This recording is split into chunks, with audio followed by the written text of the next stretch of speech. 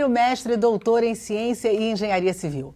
Pesquisador, presidente da Associação Brasileira de Educação. É gestor acadêmico e diretor de programas de pós-graduação em engenharia. Foi reitor da UFRJ e presidente do SEBRAE. Professor visitante em diversas universidades no Brasil e no exterior. Publicou mais de 100 trabalhos científicos, além de muitas conferências. Recebeu diversas e importantes condecorações e prêmios, como a Medalha do Mérito Científico do Governo Brasileiro, pela Presidência da República, a Ordem das Palmas pela Academia do Governo Francês, entre muitos outros. Compõe a membresia de academias das mais significativas na área de educação e pesquisa. É com o professor doutor Paulo Alcântara Gomes que eu converso no perfil de hoje. Super obrigado pela sua presença no programa de hoje. É uma alegria conversar com você. Sobretudo porque você faz parte de um mundo seleto, assim, porque é o mundo das ciências exatas, esse não é um mundo muito aberto, digamos assim, né? E eu queria até saber isso de você. A sua formação é totalmente voltada para o mundo das exatas. Isso vem de família ou começou contigo? Foi uma intuição sua desde criança ou em algum momento da vida? Não, eu sou uma espécie de ovelha negra da minha família, porque a minha família ela era predominantemente médicos e todos escolheram a medicina. Meu irmão era médico, meu pai era médico, meu avô era médico e com isso eu acabei sendo uma exceção. Ao escolher a engenharia, eu não me formei exclusivamente em engenharia, eu me formei em física, porque no ano em que eu fiz o exame vestibular, o meu pai colocou na mesa as seguintes alternativas: ou você estuda o dia inteiro ou você estuda e trabalha. E aí eu preferi fazer um curso de engenharia de manhã. Naquela época não havia o tempo integral nas universidades, nem para os estudantes, nem para os professores, e fui fazer o curso de física na parte da tarde e no início da noite. Com isso eu acabei obtendo os 2 diplomas de graduação. Então o meu contato com as ciências exatas se fez, de certa forma, numa forma um pouco diferente daquilo que se podia esperar, porque não há uma tradição na família de engenheiros. Agora, eu tive uma forte influência na minha juventude no Colégio Militar, porque o Colégio Militar ele oferece aos seus estudantes uma excelente formação na área de ciência e inclusive de tecnologia. Então, os cursos de física, de matemática são muito bem elaborados, são muito bons. E isso facilitou muito essa minha entrada, essa minha quase que vocação para seguir a carreira de engenheiro. Então foi mais ou menos na adolescência que você pensou nessa... Foi mais uma vocação mesmo, né? Já que não tinha nenhuma influência familiar. De certa forma, no Colégio Militar eu fui muito induzido e eu tinha uma certa queda pela Marinha. Eu pretendia ir para a Marinha. Mas quando chegou no terceiro ano científico, o Colégio Militar, naquele tempo, nós chamávamos o ensino médio de científico. Isso. Ou de clássico. Isso. Científico era o que nós fazíamos no colégio, e havia o curso clássico que eu era oferecido, por exemplo, no Pedro II, que oferecia o científico e oferecia o clássico. Quando nós chegamos no último ano, o colégio inovou e criou as turmas específicas para determinadas carreiras. E aí nós que pretendíamos fazer a carreira militar fomos incorporados à turma de engenharia. E aí isso acabou me induzindo a esquecer da escola naval e ir para a engenharia.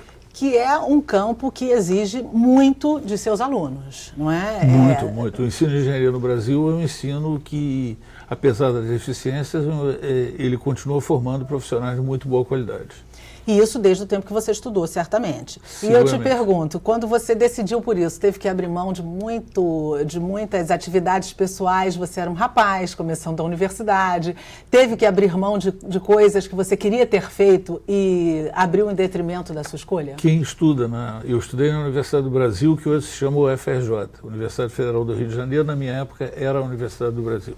Ela deixou de ser a Universidade do Brasil em meados da década de 60, creio eu, em 1965, quando o ministro Tasso Dutra resolveu uniformizar, homogeneizar o nome de todas as universidades brasileiras. E aí a UFRJ passou a ser o nome da Universidade do Brasil. Quem estuda na UFRJ, ou quem estudou na Universidade do Brasil, tem que abrir mão de muita coisa, porque os cursos são extremamente pesados e muito bem muito bem elaborados para que você tenha uma formação que permita você entender não só os avanços da ciência e da técnica, como também exercer a profissão na sua parte mais prática. E ainda é um campo que se tem menos escolhas. Menos alunos, menos estudantes escolhem esse caminho. O caminho das exatas, eu acho que estatisticamente ainda é assim, não é? Qual é a tua avaliação sobre isso? Falta estímulo? O que acontece que se tem realmente... Os que existem, como você disse, são bem formados. Mas ainda há pouca gente querendo. Por que você acha? Eu acho que você tem várias razões para isso. A primeira razão é que você vende o ensino médio no Brasil de má qualidade. A educação básica que nós oferecemos ainda é de muito má qualidade. Com isso, fica mais simples para um estudante do ensino médio optar por uma carreira menos difícil. Essa talvez seja a questão mais importante. Mas há uma outra que nós temos que considerar também como muito importante, que é a dificuldade que os estudantes têm de entender a linguagem e a simbologia utilizada nos cursos de engenharia. Isso acaba também prejudicando muito. Acho que esses dois aspectos têm que ser levados em consideração. Hoje você tem no Brasil mais ou menos 3.000 cursos de engenharia. E há uma coisa interessante, porque a profissão mais secular dentro do campo da engenharia é a do engenheiro civil. Ela foi criada no Brasil, e pouca gente sabe disso, em 1792, quando foi implantada uma academia militar para formar engenheiros de fortificações.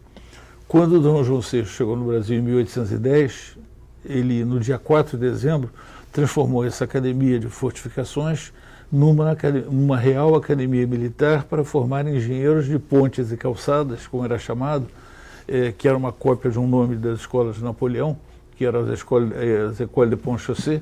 Eles então traduziram ao pé da letra e ficou uma escola de pontes e calçadas, que formava os militares, os oficiais do Exército, e os engenheiros, que eram também militares.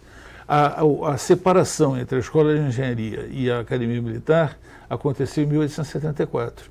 Mas então toda a proposta de ensino veio daí. Acompanhou uma metodologia europeia. Acompanhou uma metodologia europeia.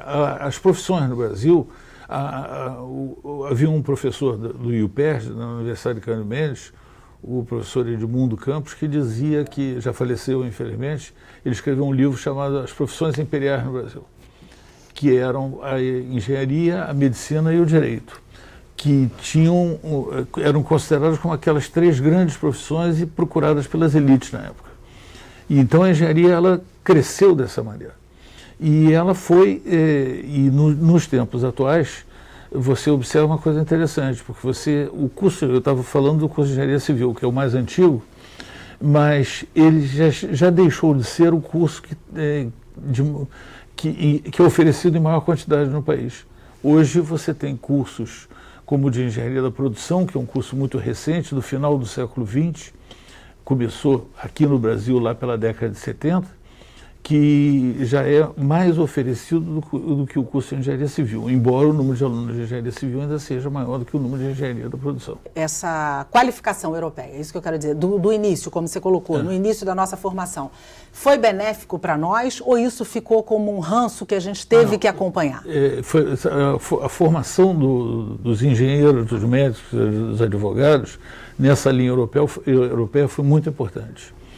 É claro que se você compara a educação europeia com a educação, não a educação europeia, a educação continental europeia com a educação saxônica, considerando o Reino Unido, os Estados Unidos e um pouquinho do Canadá, você vai observar que a tendência das universidades norte-americanas é mais voltada para uma formação um pouco mais prática.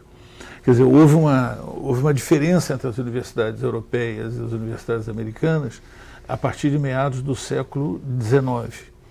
Eram poucas, tanto de um lado como no outro, mas muito mais do que o nosso caso, porque você sabe que a primeira universidade no Brasil foi a Universidade do Brasil, que foi criada em 7 de setembro de 1920, e ao contrário do que muita gente pensa, diziam que ela tinha sido criada para dar o título de doutor honoris causa ao rei da Bélgica que estava visitando o Brasil, queria visitar o Brasil. Mas não é? Não, ela foi criada, ela já era uma proposta que havia num decreto numa minuta de decreto desde 1915 na Assembleia Nacional, na Câmara dos Deputados, para que fosse criada uma universidade. Quer dizer, houve muitas tentativas no Brasil de criar universidades. O próprio Dom Pedro, em 1822, logo depois da independência, houve uma tentativa de criar uma universidade no Brasil. E por que fracassou? Fracassou porque os deputados, parece que o tempo não muda, né?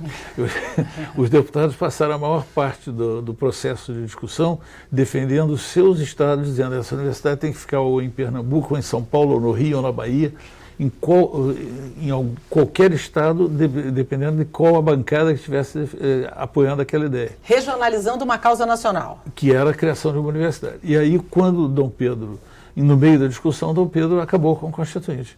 Ele dissolveu a Assembleia Constituinte em 1824 e aí o processo ficou parado.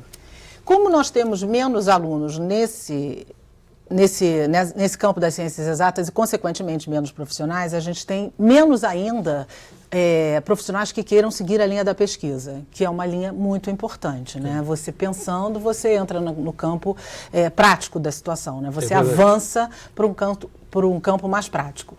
Como é que você vê essa questão? Assim, existe algum mecanismo para se estimular isso? Ou o que se faz hoje está se fazendo bem feito e está de bom tamanho? Não, acho que a sua pergunta tem que dividir em dois pedaços. Está se fazendo bem feito? Está. Nós estamos trabalhando bem na formação de engenheiros pesquisadores. O bom tamanho, é claro que não. Hoje você tem, se você pegar o universo de formados no Brasil, nós temos mais ou menos 1 milhão de formados por ano em todas as profissões, os engenheiros não representam mais do que 60 ou 70 mil. Então, quer dizer, nós estamos falando de 6% ou 7% do total de formados a cada ano voltados para a engenharia. Em algumas, você se referiu várias vezes à área de ciências exatas, ela abrange mais profissões do que a engenharia, ela abrange a matemática, abrange a física. Na física, por exemplo, o número de físicos que nós formamos é muito pequeno. Pois eu acho que ela fica mais agravante em outros momentos, além da engenharia, com certeza. Só para você ter uma ideia, talvez há 2 anos atrás, o número de físicos formados no Brasil não chegava a 3 mil. Em 1 milhão de formados, o número de formados em física não chegava a 3 mil. Por isso que eu te pergunto, isso não é um dado preocupante? É um dado preocupante porque você, quando forma o físico, você forma o físico em 2 vertentes. Você forma o pesquisador em física e forma o professor de física que vai ensinar aos nossos filhos na escola secundária. E não há professores de física. Aqui no estado do Rio de Janeiro, por exemplo, nós temos uma enorme dificuldade para preenchermos as vagas de professores de física, de matemática, biologia, geografia. São áreas muito difíceis de encontrar professores hoje em quase todos os estados da federação.